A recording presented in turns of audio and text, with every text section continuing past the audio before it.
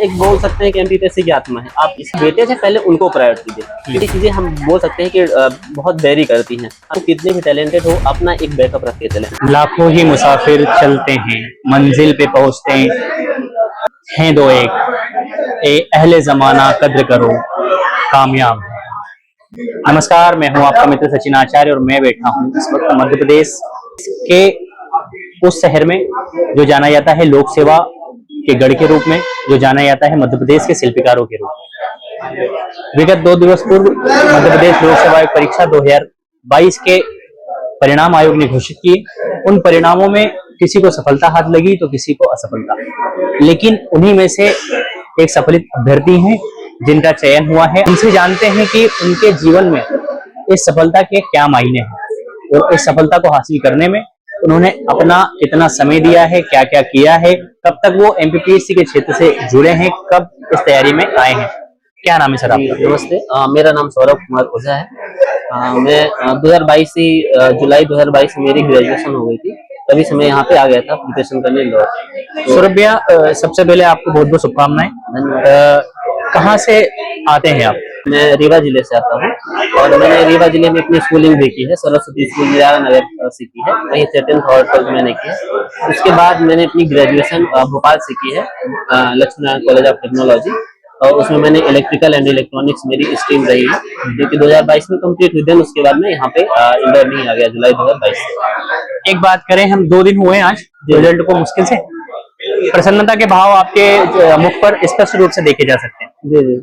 क्या उत्सुकताएं थी मन में उस समय, क्या प्रफुल्लताएं थी मन में उस समय, कैसा अनुभव किया आपने?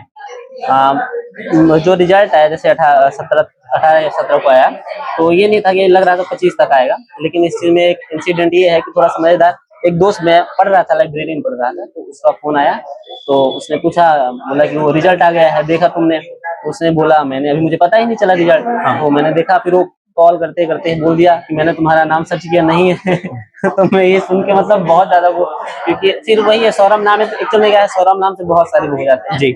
फिर मेरे को कुछ देर बाद ही पता चला, तो बहुत ही खुशी का मतलब ऐसा था कि जिसके लिए इंतजार कर रहे थे बहुत दिनों से, वो चीज मिली तो बहुत ही हैप्पीनेस हुई। मतलब वही गाना मन में बजा कि जिसका मुझे था इंतजार, वो घड़ी आ गई वो है। तो वो जो घड़ी आई आपके जीवन में, ये जो समय आया, उसमें सबसे पहले आपने किसको कॉल किया? मैं, ऐसा होता था कि जैसे मेरा रिजल्ट आता था, जितने भी ना, मैं एक मंदिर में जाके देखता था, थोड़ा सा आस्तिक वाला हूँ, मैं खजराना मंदिर जाता था, जैसे मेरा मेंस में भी आता था तो भी मैं जाता था।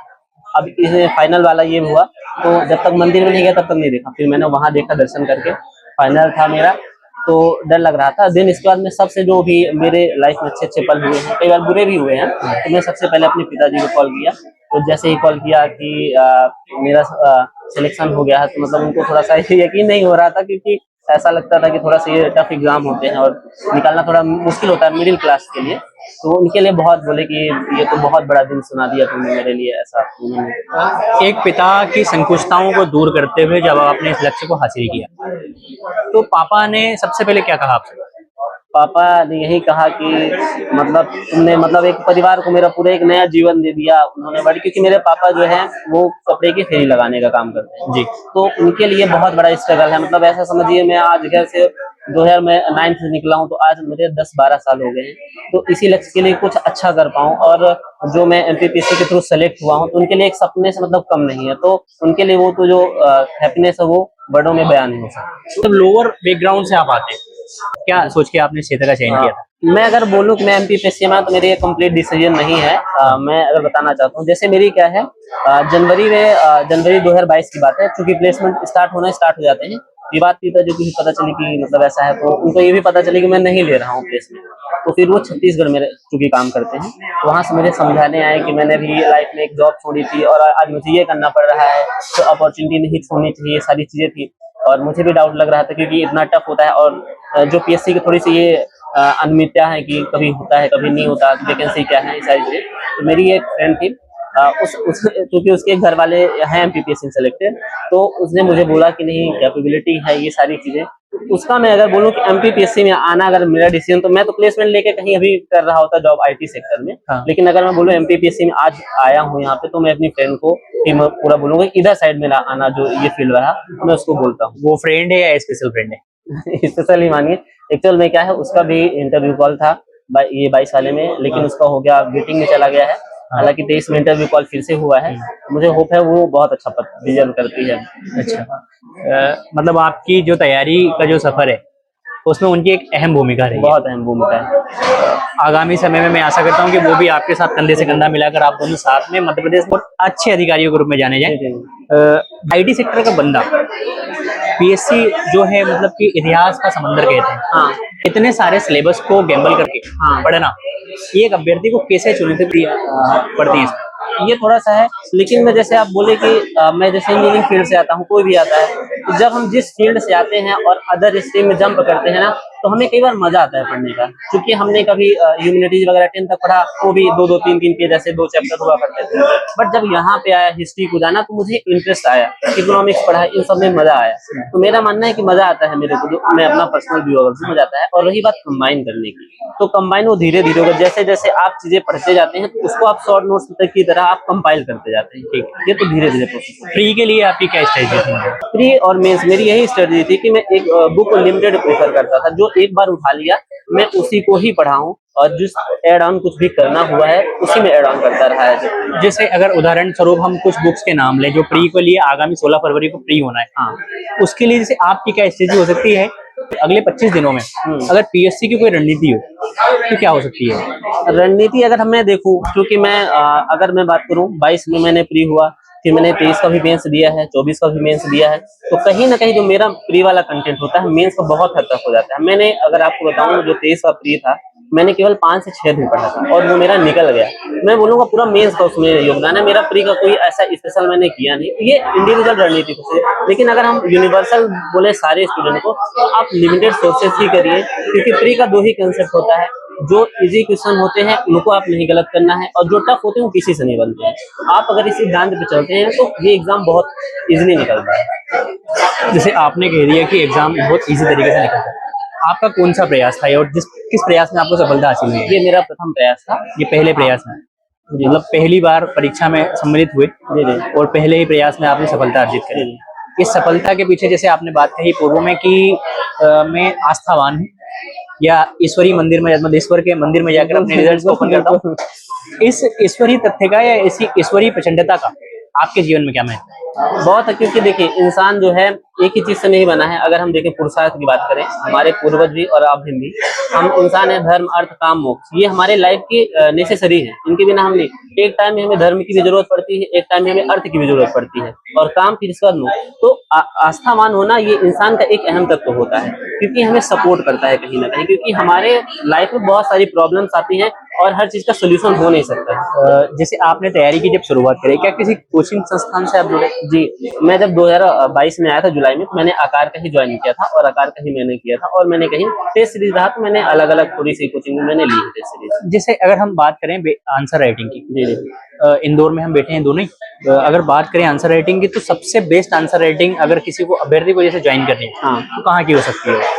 मैं ऐसे बोल सकता, ये तो नहीं बोल सकते कि ये कोचिंग बेस्ट है, क्योंकि आपको इंडिविजुअल ही करना है। किसी कोचिंग से बच्चे निकलते हैं, किसी से नहीं निकलते, उसी से नहीं निकलते और उसी से निकल भी जाते हैं, ऐसा रहता है। बट हमें अगर बोलो, जो ये मेंस की टेस्ट सीरीज होती है, आजकल ये ट्रेंड चल गया है कि 1.5 घंटे लिखने की आदत बन गई है, जबकि पेपर आता है 3 घंटे के। और मैंने ये बच्चों को देखा है कि वो पूरा मतलब 1.5 घंटे की प्रैक्टिस करते हैं, और जब लास्ट में होता है तो केवल 2-3 लिख लिए 3 घंटे का। मतलब ये बहुत ब्लंडर मिस्टेक है। आपको मैराथन में जाना है और आपने केवल 2 ही किलोमीटर रन किया है। हाँ। तो मैंने ये नहीं किया, मैंने ये किया है कि मैं क्या करता, जैसे कोचिंग वगैरह होती तो मैंने टेस्ट सीरीज ज्वाइन किया, तो वहाँ 1.5 घंटे की वहाँ पे वो अपने हिसाब से चलाएंगे। और फिर जैसे मान लीजिए सपोज करिए कि हमको संडे को देना है ज्योग्राफी का टेस्ट देना है, तो देना है, तो वो पार्ट वाइज लेंगे, वो 1.5 घंटे के लेंगे। मैं क्या करता था, अपना पढ़ लिया, 4-5 दिन पढ़ लिया, और उसके बाद 6वें दिन वहाँ टेस्ट देने के पहले मैं 3 घंटे का पेपर, कैसे भी आजकल बहुत सारे सोर्सेस होते हैं, मिल जाते हैं, आप उन 3 घंटे को आप घर में बैठ के लिखा करता था। 3 घंटे का पेपर मैंने 3 घंटे के बहुत पेपर लिखे हैं, तो वो मेरे लिए बहुत योगदान रहा है। आंसर राइटिंग की क्या भूमिका होती है?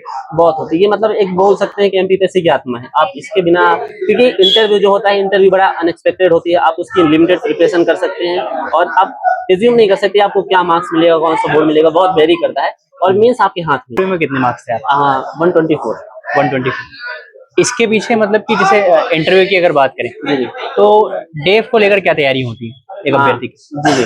रैप में अगर हम देखें तो सबसे पहले उनकी जो नजर पड़ती है वो सामान्य, तो पहले नाम हम कई बार पूछ लेते हैं। अगर आपका नाम यूनिक हो, थोड़ा आस्तिक, क्योंकि वो लोग आस्तिक वाले होते हैं, जब आस्तिक नाम हो तो पूछ लेते हैं कई बार वहाँ से। जैसे आपका नाम उसमें सरनेम है आपका ओझा। जी जी। जनजातियों से आप बड़ा पोर्शन हाँ, इस बार जुड़ा है, मतलब हाँ ठीक है। उसमें ओझा एक शब्द आता जी है, जी जी। उसकी क्या भूमिका होती है? मतलब अगर मैं जानना चाहूँ, जैसे ओझा, मैंने जहाँ तक क्योंकि मैं भी एक पीएससी का अभ्यर्थी हूँ, हाँ तो ओझा तांत्रिक हाँ या जड़ी बूटियों का ज्ञान रखने वाले व्यक्ति को ओझा कहते हैं। जी जी। आपके ओझा में और उस ओझा में क्या फर्क है? ओझा, मैं पहली बार जब मेरा इंटरव्यू तब मैंने इसके बारे में थोड़ा सर्च किया। हाँ। तो ओझा 3 प्रकार के, एक जो आप गोंड ट्राइब में पढ़ते हैं वो तंत्र मंत्र हो गया, झाड़ने फूकने का काम करते हैं। वहाँ ट्राइब में भी करते हैं और हमारे यहाँ भी करते हैं, ऐसा नहीं है। ठीक है। लेकिन अब वो थोड़ी कम मात्रा में, क्योंकि अंधविश्वास थोड़ी कम है। दूसरे ओझा जो होते हैं ये पंडित पूजा पाठ का ये वाले काम करते हैं। तो ये 2 लोग होते हैं। तो मैं मतलब ये पूजा पाठ वाले में आते हैं, लेकिन हालांकि मैंने कुछ अपने परिवार में 2 लोग को देखा है, जैसे बिच्छू वगैरह काट देते हैं ना, तो झाड़ने फूकने का काम करने लगते हैं। ठीक है। तो दोनों तरह के आते हैं। पिताजी की हमने बात कर ली, जिसने हमको जन्म दिया, जिसने हमको 9 माह भूख में पाला, उनकी हम बात करते हैं। जी जी। उनके क्या शब्द थे आपके चयन को लेकर पहले? मतलब क्या था, मेरी मम्मी ही साथ में रहती थी, पापा तो हमेशा दूर रहते थे। जब मैं रीवा में पढ़ा, 2 साल क्या कहते रीवा में रहा, तो मम्मी मेरी रही। फिर जब मैं ग्रेजुएशन किया तो भी मम्मी मेरे साथ थी, फैमिली थे, भाई लोग सब थे। तो मम्मी ने क्या किया, बहुत सपोर्ट किया। रीजन कुछ भी जरूरत हो तुरंत बना के खाना वाना, ये सब सारी चीजें, बहुत सारी चीजों का ध्यान रखना। तो मेरे हिसाब से जो हैप्पीनेस होती है वो मतलब बयां नहीं कर पाए, बट वो बहुत फील कर रही है, ऐसा मेरा मानना है। आपने आकार आईएएस में तैयारी की, वहाँ की क्या क्या उपयोगिताएं हैं? मतलब क्या आपके सफलता में, जैसे आपने वहाँ पे मेंस ज्वाइन किया, तो वहाँ की मेंस की क्या खासियत है? जैसे कोई बच्चा अगर मेंस में एडमिशन लेना चाहे आकार में, तो उसकी क्या खासियत हो सकती है कि आकार का चयन वो करे? 2-3 हैं। सबसे पहले तो अगर मैं देखूं कि आकार के अगर देखें तो जो टीचर्स हैं वो बेस्ट है, मैं बोल सकता हूँ दावे के साथ। मैं फेवर नहीं कर रहा हूँ कि मैंने किया है, जो है वो मैं सही बोल रहा हूँ। दूसरी बात, अगर हम बात करें कंप्लीट करने का, कि कोई भी कोचिंग है 2-3 महीने तक बहुत जोश के साथ करवाती है, बच्चों को बड़ा जोश देती है, उसके बाद पूरा कराने में बहुत दिक्कत करती है। बीच में बैच का मर्जर हो गया, बहुत सारी दिक्कतें, पैसा उनका चला जाता है। यहाँ पे आपको जब से स्टार्ट, जब तक आपका पूरा नहीं होगा तब तक आप कंप्लीट करवा के ही करते हैं, जो भी 1.5 साल उनकी वो होती है टाइम। बट यहाँ पर पूरा करवाते हैं। 2 फायदे मेरे को। और तीसरा फायदा ये कि हर सैटरडे टेस्ट लेते हैं मेंस का, आपको जो पढ़ा है 6 दिन वो पूरा आपको पूरा एक तरीके से फिर से रिवीजन हो गया, और एक सेटिस्फेक्शन हो जाता है कि मैंने ये पढ़ा और ये मैंने लिख दिया। तो ये जो है, ये मैं 3 चीजें मैं बोलता हूँ। एक छोटी सी मतलब एक स्ट्रेटजी जानना चाहूंगा प्री को लेकर। सबसे पहले अगर हम देखें 10 यूनिट हैं, 10 यूनिट में कुछ वेटेज के हैं, कुछ नहीं है। जैसे हिस्ट्री के हम उठा लें, हिस्ट्री में ऐसा है कि आप 7-8 दिन उसी को पढ़ते रहें, फिर भी नंबर की कोई सियोरिटी है नहीं। बनाने वाले ने अच्छे से बना दिया, बहुत लेंदी है वो। तो जो वेटेज, जैसे एमपी का वेटेज है, आप यहाँ से पढ़िए। फिर इसके बाद हम देखें पॉलिटी, अगर पॉलिटी में कंसेप्ट आते तो हो सकता है 10 में 10 सही हो जाए, अगर बहुत ज्यादा फैक्चुअल नहीं कर दिया तो जो वेटेज है पहले उनको प्रायोरिटी दे, क्योंकि क्वेश्चन तो कहीं से पूछा जाए, टफ से पूछेंगे तो आप कितना भी पढ़ लीजिए नहीं बन सकता। ठीक है। तो सबसे पहले आप जो है क्या कहते हैं, क्वेश्चन भी लगाइए, प्रीवियस से जरूर देखिए, और दूसरा नंबर ज्यादा उनको तवज्जो दीजिए जो आपको नंबर देने हैं। ठीक है जी। यूनिट 10 को लेके कैसा पढ़ना चाहिए, और मतलब किन बुक्स को प्रेफरेंस देनी चाहिए?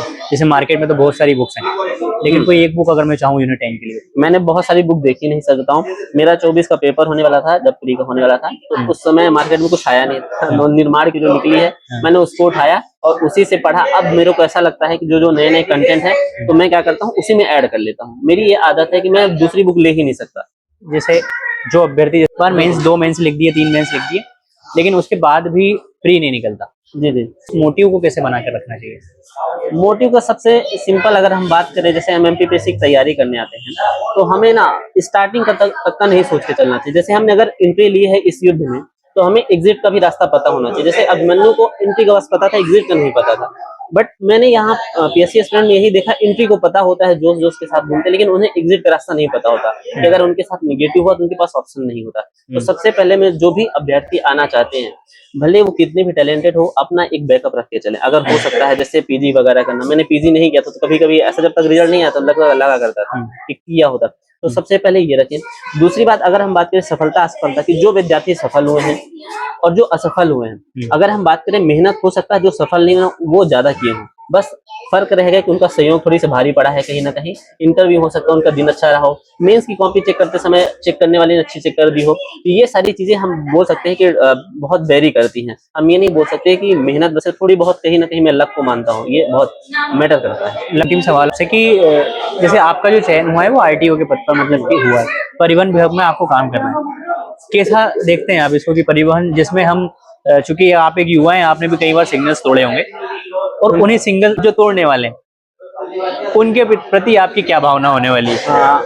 सबसे पहले मैं सिग्नल की बात करूं, मुझे बाइक चलानी ही नहीं आती और उस विभाग में मेरा चयन हुआ। अभी तो मेरे को बाइक चलाना सीखना पड़ेगा पहले, ऐसा है। हाँ। तो रही बात अब ये है कि अभी तक तो मैं, चूंकि मेरे घर में भी ऐसा कोई नहीं रहा इस पद में, बस यही नाम सुनता था कि ये है, तो मुझे वो विभाग के अंदर जाके पता चलना पड़ेगा क्या प्रोसेस होती है, क्या उसके प्रोटोकॉल फॉलो करने पड़े। तो ये तो भी मेरे लिए बताना बड़ा मुश्किल है। बच्चों को क्या संदेश आप देना चाहेंगे हमारे माध्यम से कि जो तैयारी कर रहे हैं वो कैसे रहें?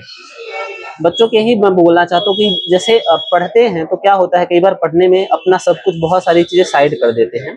अगर मैं अपना पर्सनल दूं तो मैंने बहुत नॉर्मल पढ़ाई की, ऐसा नहीं 12-13 घंटे मैंने कभी भी नहीं की। बस हाँ, जब पेपर होता था, क्योंकि 6 दिन में कवर करना होता था वो, तो रात को करना पड़ता था। कई बार तो मैं रात को 3-4 दिन जागा भी, लेकिन मैंने कभी हमेशा कंटिन्यू 10 घंटे ही पढ़ा है, कभी ये नहीं 12-13 घंटा। दूसरी बात, बच्चों को वही काम करने चाहिए जो उनके पढ़ाई में सपोर्ट करें। ऐसा कोई भी गतिविधि नहीं करनी चाहिए कि जो उनके पढ़ाई को या रिग्रेट में बदल दे, वो बिल्कुल नहीं करना चाहिए। हाँ। और जो दोस्त वगैरह हैं उनके, जैसे मैं अपना बताऊं, मेरे दोस्त बताऊं, उसको बहुत, मैंने आधे शॉर्ट नोट्स उसने बनाए हाँ। और आधे शॉर्ट नोट्स मैंने बनाए। तो मेरी अगर मैं बोलूं कि 50% उसी का पूरा है, एक तरीके से मैं अपने योगदान, तो दोस्तों का सहयोग, ये मैं सलाह देना चाहूंगा। ठीक है, थैंक यू भैया हमसे बात करने के लिए, और आशा करता हूँ मैं कि भविष्य में आप एक अच्छे अधिकारी के रूप में मध्य प्रदेश में जाने जाएंगे, और आपकी सफलता को मैं सलाम करता हूँ। Thank you so much. धन्यवाद।